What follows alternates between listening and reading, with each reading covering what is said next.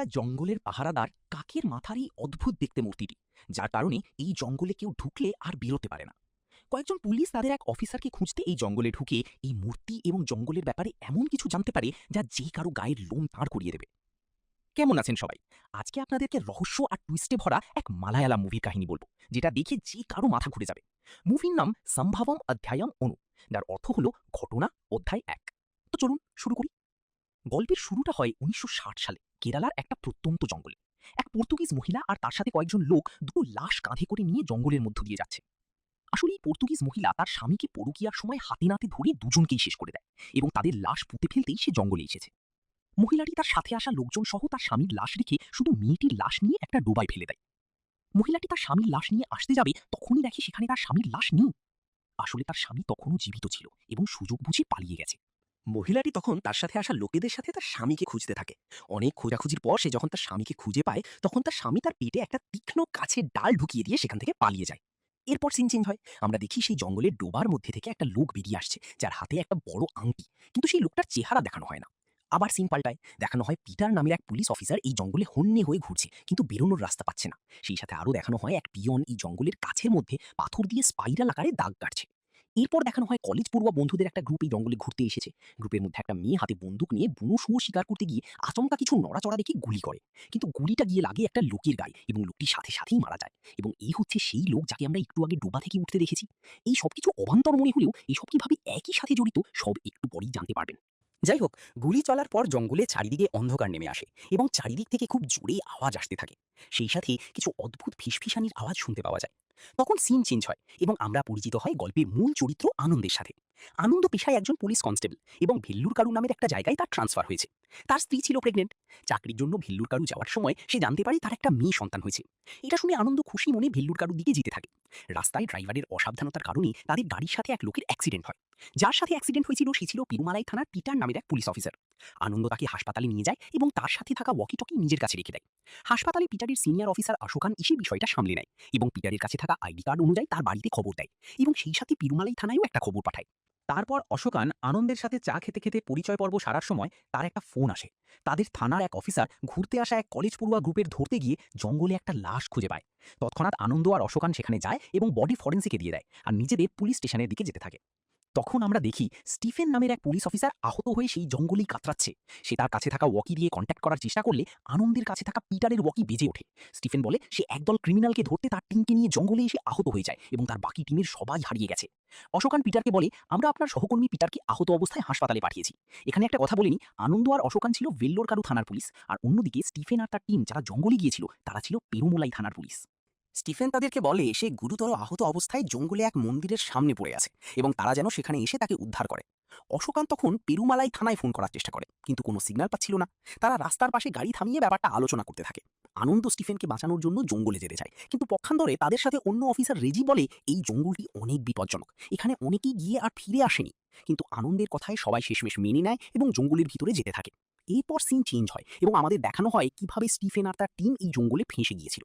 আসলে তারা কয়েকজন ক্রিমিনালকে নিয়ে এই জঙ্গলের পাশ দিয়ে যাওয়ার সময় তারা পালিয়ে এই জঙ্গলে যায়। স্টিফেন আর তার পুরো টিম আলাদা আলাদা হয়ে ক্রিমিনালদের ধাওয়া করলে ক্রিমিনালরা এক এক করে সবাইকে শেষ করে দেয়। স্টিফেনের সাথে ছিল মুথুভেল নামের এক পুলিশ অফিসার।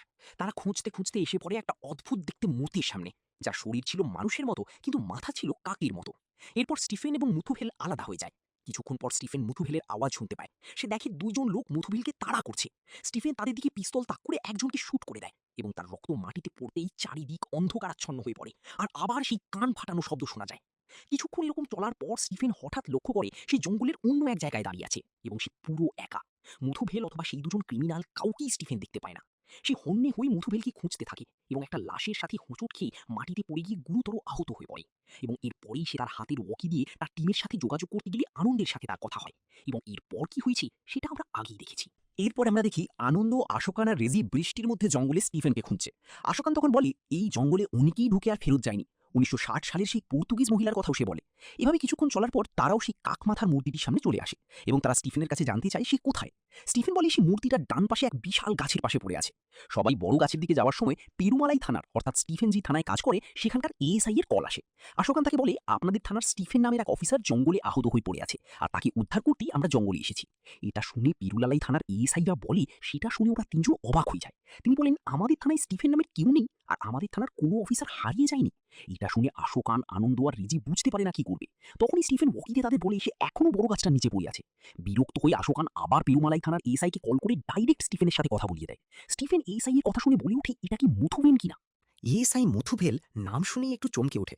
সে স্টিফেনকে জিজ্ঞেস করে, আপনি যেই মুথুভেলের কথা বলছেন তার পুরো নাম কি? স্টিফেন বলে, মুথুভেল মারিয়াপ্পান। এটা শুনে এএসআই এর গলা শুকিয়ে যায়।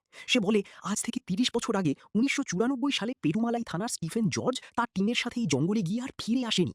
মুথুভেল স্টিফেনের টিমেরই একজন ছিল এবং সে ছিল আমার বাবা।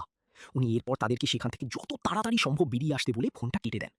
উনার এই কথা শুনে রিজি তৎক্ষণাৎ সেখান থেকে বেরিয়ে যেতে চাইলে আনন্দ অসম্মতি জানায়। সে বলে, আমরা অন্য একজনের কথা বিশ্বাস করব নাকি আমাদের নিজের কানকে বিশ্বাস করব? এটা নিয়ে আনন্দ আর রিজির মধ্যে ঝগড়া হয় এবং রিজি সেখান থেকে চলে যায়।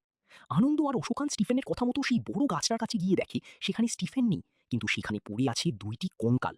স্টিফেন তখনও লাইনে ছিল।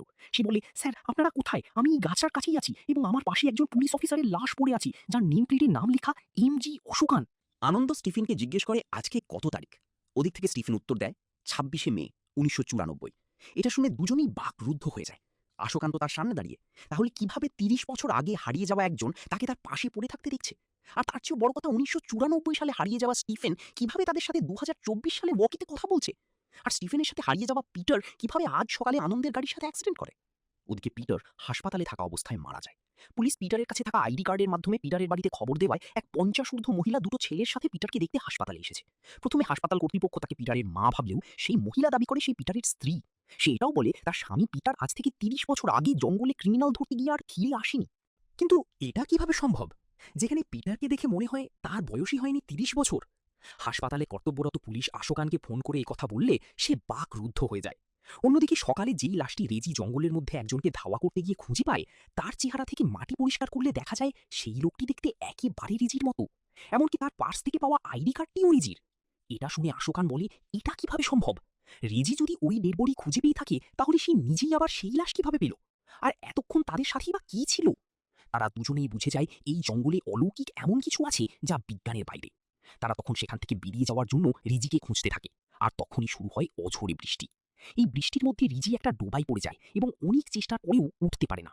তখন আনন্দ আর আশোকান সেখানে এসে তাকে ডোবা থেকে উদ্ধার করতে গেলে এক পর্যায়ে আশোকানের হাত কেটে ১ ফোঁটা রক্ত মাটিতে পড়ে যায় এবং তার সাথে সাথেই আবার জঙ্গলের আবহাওয়া বদলে যায়। চারিদিকে অন্ধকার নেমে আসে আর সেই অদ্ভুত কান ফাটানো শব্দ আবার শোনা যায়।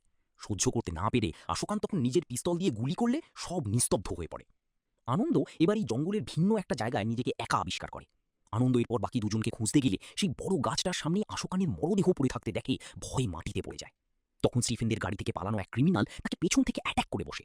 আনন্দ কোনো মতে নিজেকে ছাড়িয়ে এগোতে দেখে সেই ক্রিমিনালদের কয়েকজন মিলে মুথুবেলকে মারার চেষ্টা করছে। সে বুঝতে পারছে না এখানে আসলে কি হচ্ছে। ভয়ে পালাতে গেলে স্টিফেন তাকে দেখে বন্দুক তাক করে।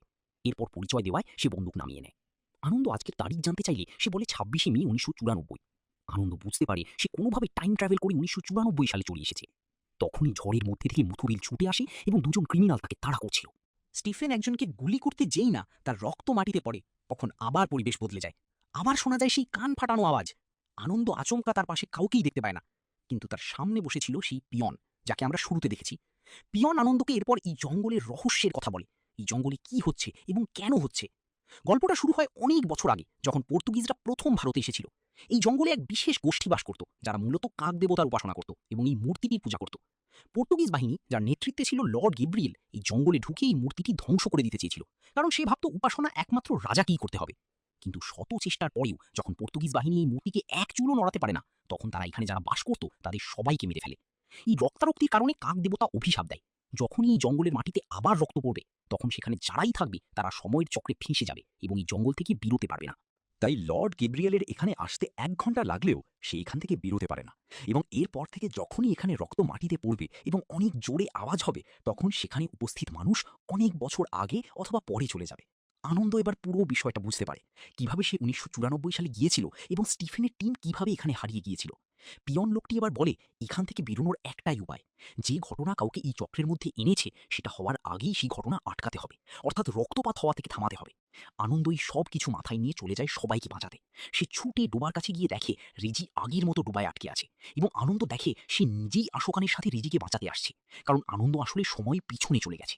আনন্দ বুঝতে পারে না তার কি করা উচিত এবং আগের মতো রিজিকে বাঁচাতে গিয়ে আশোকানের হাত কেটে রক্ত ঝরার এবং গুলির শব্দ হওয়ায় আবার পরিবেশ বদলে যায়।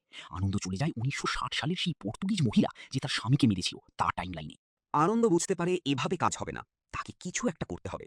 সময় পরিবর্তন করার জন্য সে নিজের হাত কেটে মাটিতে রক্ত ফেলে এবং করে জোরে চিৎকার করতে থাকে। তখন আমরা দেখি রিজি কর্দমাক্ত অবস্থায় ডোবা থেকে উঠছে। মুভির শুরুতেই আমরা যাকে ডোবা থেকে কর্দমাক্ত অবস্থায় উঠতে দেখেছিলাম সে আসলে আর কেউ নয়, রিজি নিজেই।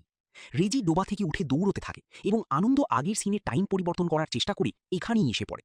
সে রিজির পেছনে ছুটতে থাকলে আমরা দেখি সেই কলেজ পড়ুয়া বন্ধুদের দল যাকে আমরা শুরুতে দেখেছিলাম, তাদের মধ্যে একটি মেয়ে বুনো শুয়োর শিকারের জন্য বন্দুক তাক করে রেখেছে এবং আচমকা রিজিকে দেখে গুলি চালালে রিজি সেখানেই মারা যায়।